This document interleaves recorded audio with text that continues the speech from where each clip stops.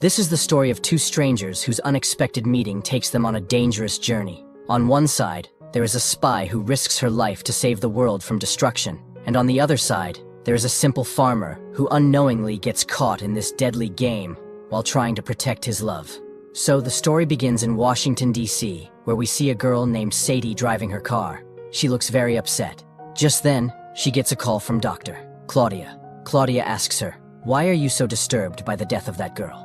Sadie replies, "That girl was exactly like me in our department. She was killed because she did the same work as me." Claudia tries to calm her down and says, "You don't need to think too much about this. Just focus on your work. Everything will be fine in a few days. Soon, we will come to know what kind of work Sadie actually does." After this, the scene shifts to a market, where a boy named Cole is selling plants at his stall. But today, he seems a little off because he recently had a breakup, and he is feeling a bit upset. Just then, a woman named Aiden, who runs a stall nearby, starts talking to Cole. She tells him, "You will definitely find a new girl. Forget the past and focus on your work." Then she asks Cole to take care of her stall for a while and leaves. Meanwhile, Sadie comes to the market and notices a plant at Aiden's stall. She likes it, and just as she picks it up, Cole comes over and says, "This plant is really beautiful, but how much time do you spend at home?" Sadie replies, "Sometimes I stay out for months." Hearing this, Cole shakes his head and says, "I'm sorry, but I can't sell this plant to you. If it doesn't get watered daily, it will wither quickly, and I don't want this beautiful plant to die like that." Sadie, a little surprised, insists, "But I want this plant." Cole refuses again and suggests, "You should buy a plastic plant or a cactus. That would be a better option for you." At that moment, Aiden returns and listens to their argument. Without hesitation, she sells the plant to Sadie for $10. As Sadie walks away with the plant, Cole tells Aiden, "You shouldn't have sold it to her. She'll kill it." Aiden laughs and says, "You're still worried about the plant? A beautiful girl was standing in front of you, and instead of impressing her, you were arguing with her. It's not too late. Go ask her out for coffee." Encouraged by Aiden's words, Cole quickly runs towards Sadie's car and asks, "Can we go for coffee?" Sadie looks at him, a little surprised.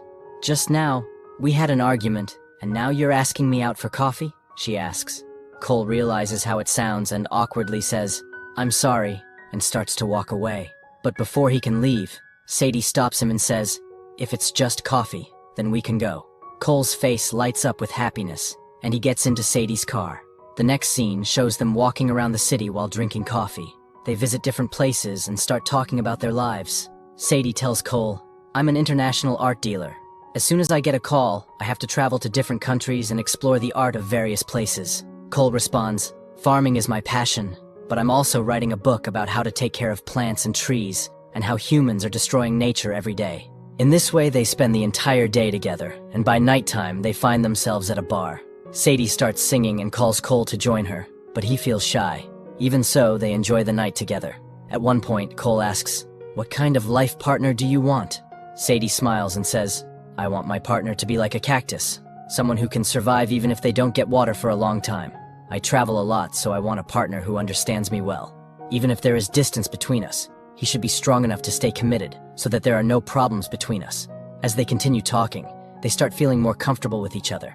Slowly, they begin to come closer, and soon, they share a kiss. They enjoy each other's company, spending beautiful moments together. As the sun rises, Cole takes Sadie home. When they reach her place, they both agree that they had a wonderful time together. Sadie steps inside her house, but after a few moments, she opens the door again, and this time, both of them completely lose themselves in the moment. After this, Cole returns home, feeling extremely happy. As soon as he arrives, he excitedly starts telling everything to his mom and dad. With a bright smile, he says, "I think I've finally found the girl I've been looking for all this time." Hearing this, Cole's sister Maddie sarcastically responds, "Let's see how long this lasts. This girl will also leave you just like the last one did. You're too possessive and clingy, and that's why your previous girlfriend left you." But Cole doesn't pay attention to her words. Time starts passing, and while working on his farm, Cole keeps messaging Sadie every day. However, even after 3 or 4 days, he doesn't receive any reply from her. This makes him feel a little uneasy. As Cole continues working on his farm, he suddenly starts having trouble breathing. He realizes that his asthma inhaler is missing. That's when he remembers. He had kept his inhaler in Sadie's purse the last time they were together. Luckily, Cole had placed a tracker in his inhaler in case he ever lost it. Without wasting any time, he starts tracking its location. As soon as he checks, he is shocked to see that Sadie is currently in London. Looking at this, Cole starts thinking, maybe I'll never get to meet her again. But then, he makes a firm decision. He will go to London and find her no matter what. His mom and dad also support his decision. The next day, Cole arrives in London. Using the tracker, he begins moving towards Sadie's location. But as he is passing through a street, something unexpected happens. Suddenly, a group of people appear out of nowhere, grab him, and knock him unconscious. They quickly put him into a car and drive off. After some time, when Cole slowly opens his eyes, he finds himself in an unfamiliar place. A man stands in front of him and calls him Taxman. Cole looks around and sees many other people present there. He also realizes that he's been locked inside a lab where some extremely dangerous insects are kept. These insects are used to torture people, forcing them to reveal secrets. Seeing this, Cole becomes terrified. He immediately tries to explain himself. "You guys have misunderstood. I'm just an ordinary farmer." But the man refuses to believe him, thinking that Cole is lying. To test him, they bring out a deadly insect. The man explains, "One bite from this insect and you'll be dead within minutes." They move the insect closer to Cole, ready to make it bite him. Just as Cole prepares for the worst, something shocking happens. A loud noise is heard, and suddenly, a woman breaks through the wall. Within moments, she starts attacking everyone in the room with incredible speed and precision. Cole watches in complete shock, and then he realizes, it's Sadie. She hands him a gun and tells him to be ready. But before they can even process what's happening, more enemies arrive, opening fire on them. Cole and Sadie immediately take cover behind a table. Then, without hesitation, Sadie jumps out and starts shooting. She takes down each enemy with deadly accuracy. Once the fight is over, Cole, still in shock, looks at her and asks, "Who are you?" Sadie finally reveals the truth. "I'm a CIA agent." After that, both of them quickly leave the lab and escape from there. Looking around, they soon figure out that this place is in Pakistan. But before they can process anything further, a large group of soldiers arrives and immediately starts firing at them. Seeing no other option, Sadie and Cole start running as fast as they can to avoid the bullets. After running for some distance, they spot a bus coming toward them. Without wasting a second, she rushes forward, stops the bus, and points her gun at the driver. Seeing this, all the passengers get scared and quickly step out of the bus. Without hesitating, both Cole and Sadie jump inside and take control of the vehicle. Sadie starts driving the bus at full speed, trying to escape from the soldiers. However, the army continues chasing them, firing non-stop. Cole, still shocked by everything that has happened, looks at Sadie and angrily says, "You lied to me. You told me you were an art dealer and I started loving you." Sadie replies, "Even if something happened between us, what was the need to be so serious and follow me all the way here?"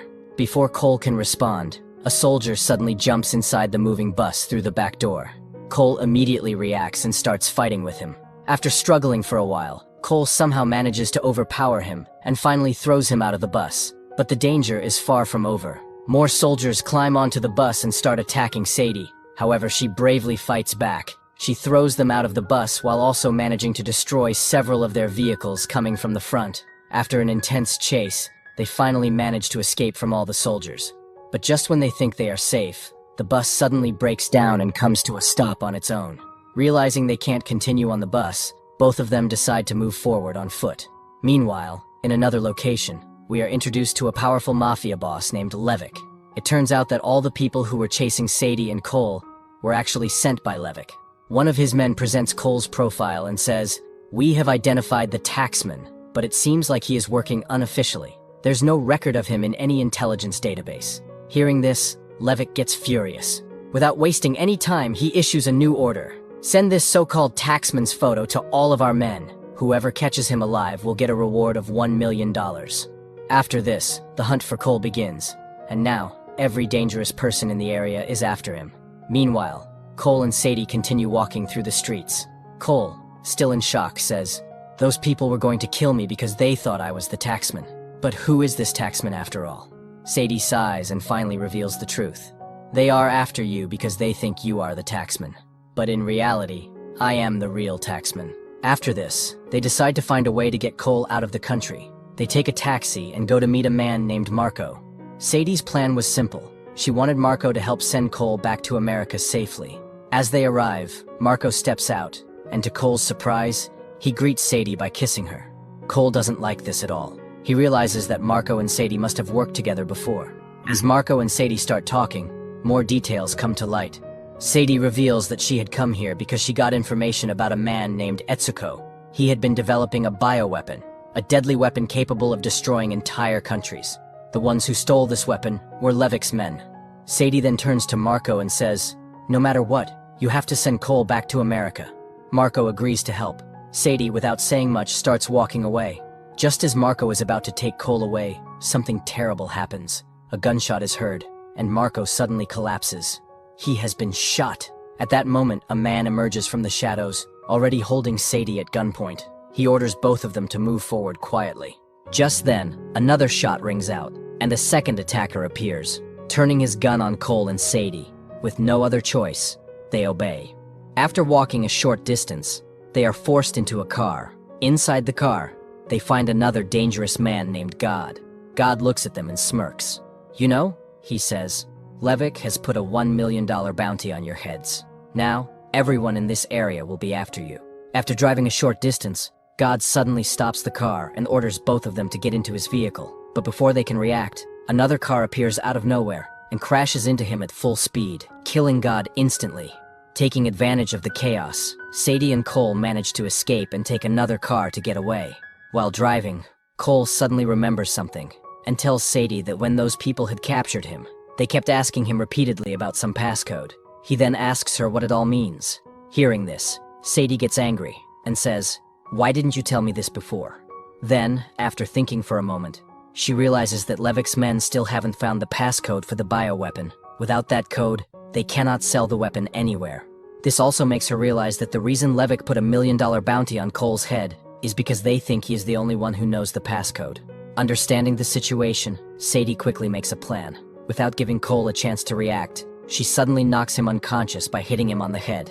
When Cole finally regains consciousness, he finds himself in front of Levik's men, and to his shock, he realizes that Sadie has brought him here to make a deal. A man named Wagner, who is one of Levik's most trusted men, is standing in front of them.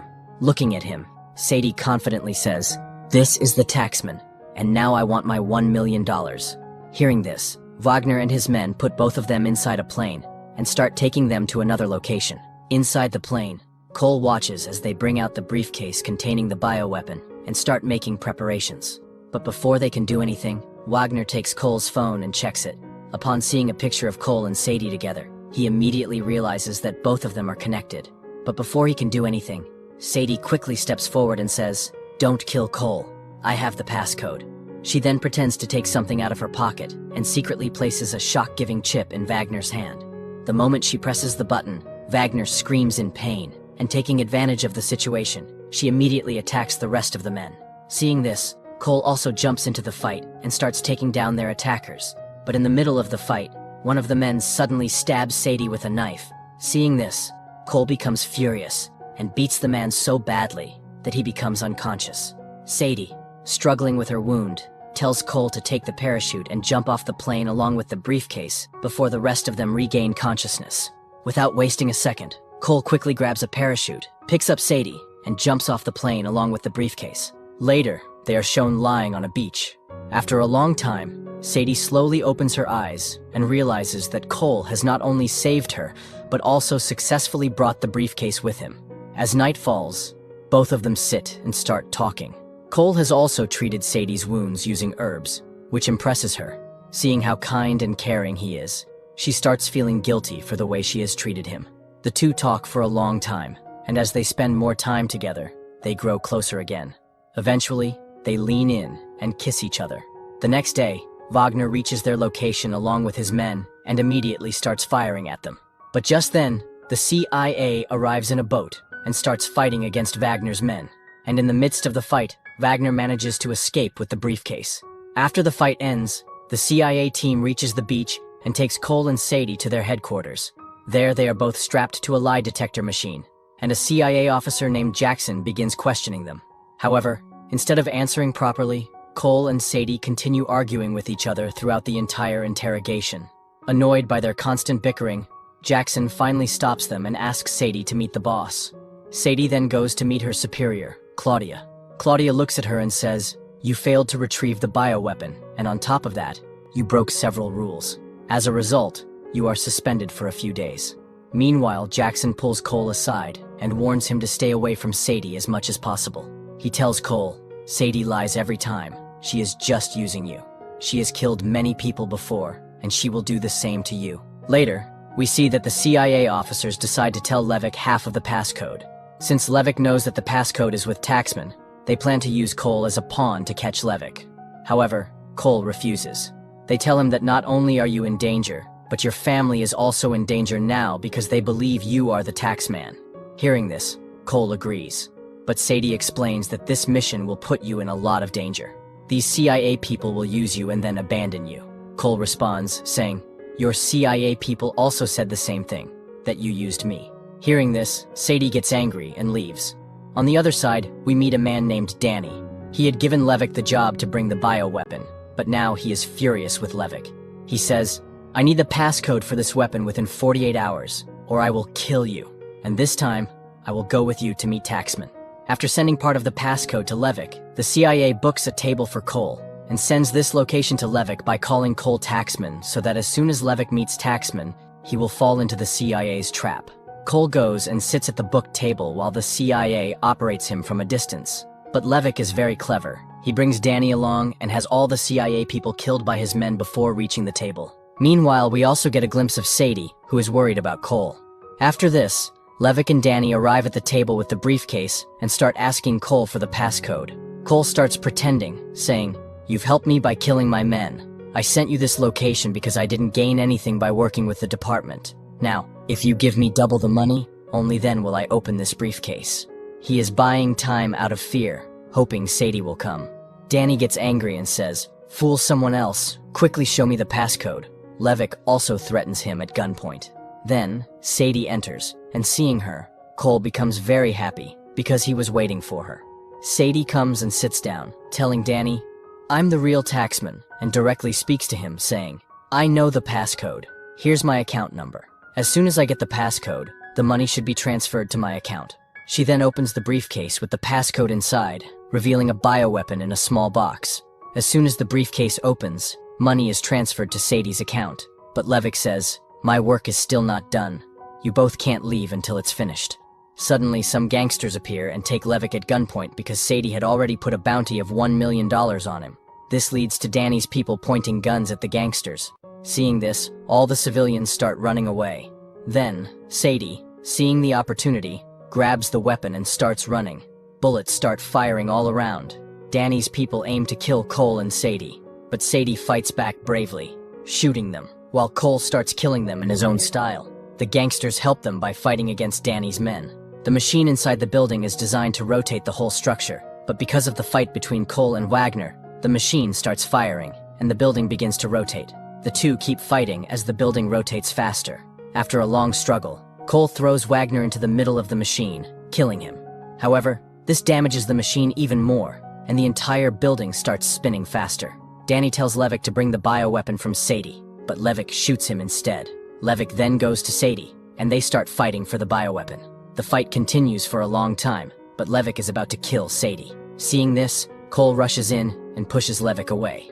However, Levick gets the weapon and tries to run away. Sadie grabs a gun and shoots at the rooftop, causing a part of it to collapse, and Levick falls beneath it. At the same time, Sadie takes the weapon from Levick's hand, and Cole saves her by holding on to it. They are both very happy. In the end, we see them at home, sitting and eating with the whole family. Cole's sister, Maddie, is also very happy to see them together. She starts telling everyone about all the difficulties they faced to be together. Cole's mom and dad are also happy to see them together. The story ends with laughter and happiness.